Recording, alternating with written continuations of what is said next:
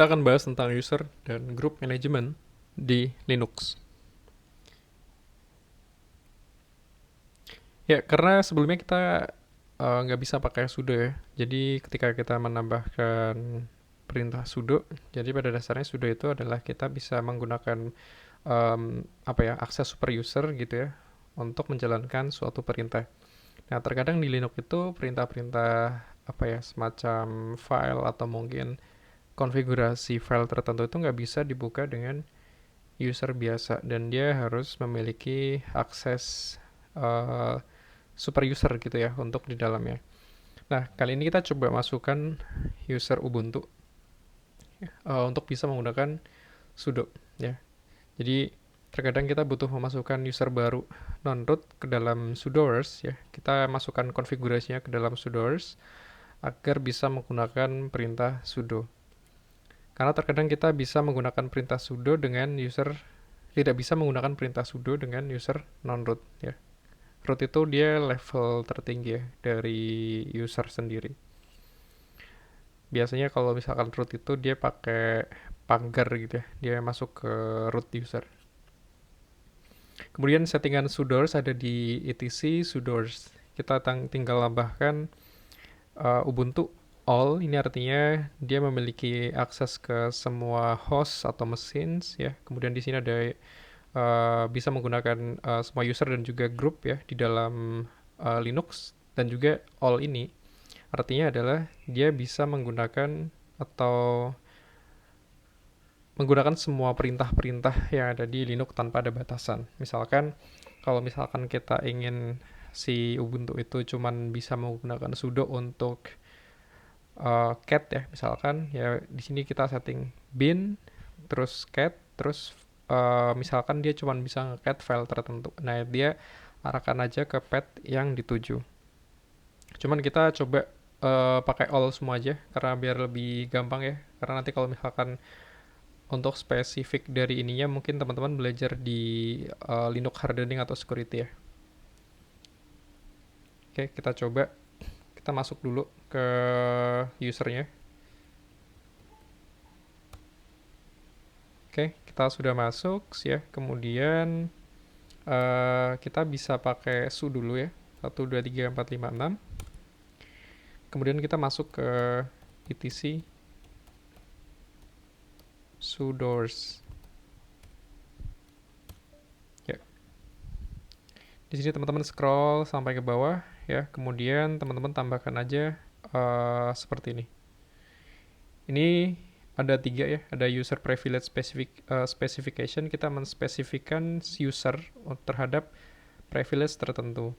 Terus kita juga bisa menambahkan member dari sebuah grup ya. Di sini contohnya grup admin. Jadi semua yang masuk ke grup admin itu dia bisa menggunakan akses ini gitu ya semuanya.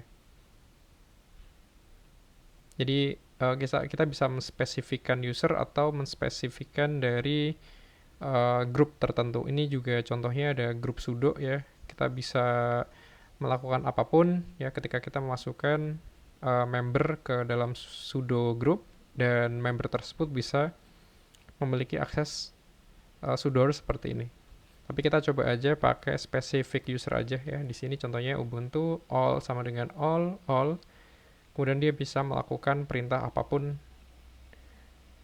Oke, kita coba Ctrl O, Enter, Ctrl X. Oke, sudah ya. Kita coba masuk lagi ke user Ubuntu, karena tadi kita masuk ke user root ya. Sekarang, karena sudah menambahkan sudoers, kita coba untuk menambahkan user baru ya. Jadi terkadang kita ingin membuat berbagai macam user ataupun multiple user di dalam Linux yang kita miliki. Contoh kasusnya mungkin nanti ketika teman-teman di production server gitu ya, kita hanya menspesifikan kayak karyawan tertentu punya user sendiri gitu ya. Terus karyawan tertentu hanya memiliki akses tertentu ke service tertentu di dalam Linux. Nah, itu bisa kita buat user baru. Nah, kita bisa menggunakan user add ya untuk menambahkan user baru. Ini ada parameternya, ada D untuk specific path home directory-nya, ya kita bisa mendefinisikan lah secara langsung path dari user tersebut. Kayak contohnya kalau Ubuntu kan itu home Ubuntu. Nah, ini kita bisa spesifikan misalkan -d nanti home contoh atau home apa. Kemudian ada U, ini untuk mendefinisikan custom user ID. Nah, kalau misalkan ini nggak didefinisikan secara manual, nanti Linux akan membuatkannya secara otomatis sih pada dasarnya. Terus ada -m ya, atau M. Ini adalah membuat directory ketika menggunakan user add. Jadi, -m dan juga -d itu pada dasarnya dia adalah dua parameter yang digunakan untuk membuat home directory dari user baru. Oke, kita coba praktek ya. Kita di sini mungkin kita mau coba buat user baru dengan spesifik directory, path-nya juga. Mungkin namanya awan gitu ya. Jadi kita coba sudo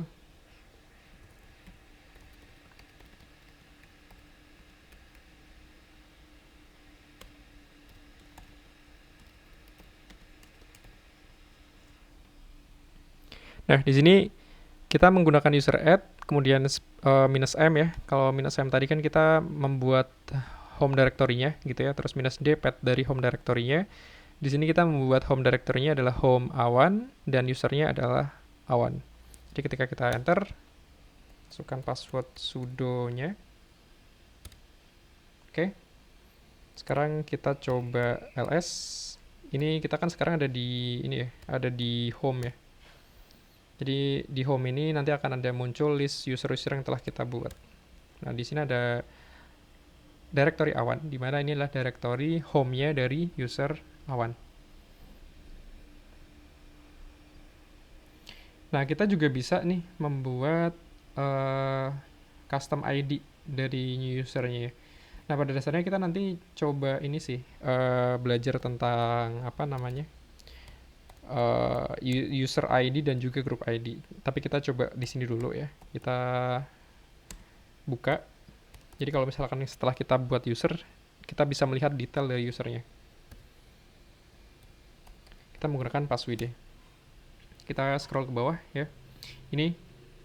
Jadi user awan, dia disimpan, passwordnya disimpan di artinya X ini artinya passwordnya nggak disimpan di etc passwd, tapi dia disimpan di etc sudo ya. Nanti kita akan coba lihat juga. Terus di sini ada user ID-nya 1001, terus group ID-nya, dan group ID-nya itu kemungkinan dia adalah awan ya. Ini group ID dari si awan user ini. Terus ini home directory-nya ya. Terus ini adalah terkait dengan cell-nya. Kita Ctrl X aja ya. Terus kita coba lihat grupnya ya. Sini terlihat ya, ada grup namanya awan, terus grup ID-nya adalah 1001. Jadi sama ya, kalau misalkan kita Ctrl X ya, kita masuk ke passwd. Ini grup ID-nya 1001. Jadi seperti itu ya teman-teman. Ketika kita membuat sebuah user di Linux, itu otomatis dia pada dasarnya ngebuatkan kita sebuah user ID, group ID, terus membuatkan kita grup juga dari user tersebut.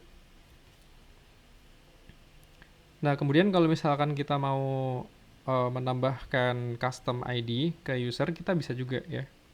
Jadi kita bisa menambahkan user add -u, terus test ID-nya berapa gitu. Tapi ya kita coba aja ya. Kita coba dulu aja. Misalkan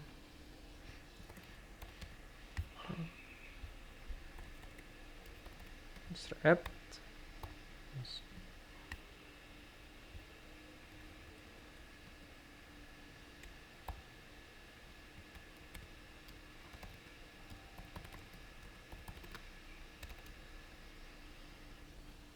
kita enter ya.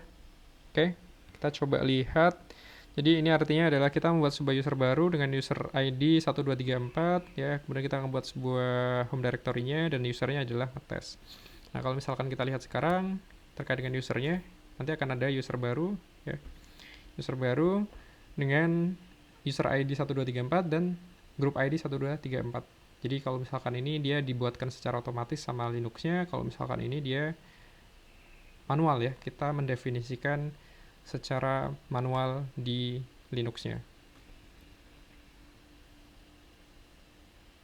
Nah, kemudian setelah kita buat user baru gitu ya, ini kan kita belum ngeset passwordnya gitu. Nah, untuk ngeset password dari user yang telah kita buat, itu kita bisa menggunakan passwd. Jadi contohnya kita Ctrl X dulu, passwd, tadi usernya Awan gitu ya.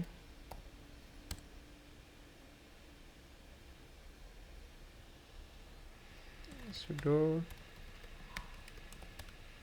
123456 123456. Oke. Jadi kalau misalkan kita lihat ya sekarang, jadi kan tadi di informasi user itu ada X ya. Jadi kalau misalkan teman-teman aware di sini, ini ada X di sini. Ini artinya dia menyimpan password dari user ngetes itu dia nggak ada di etc password dia, tapi dia di file terpisah ya. Itu ada di Shadow.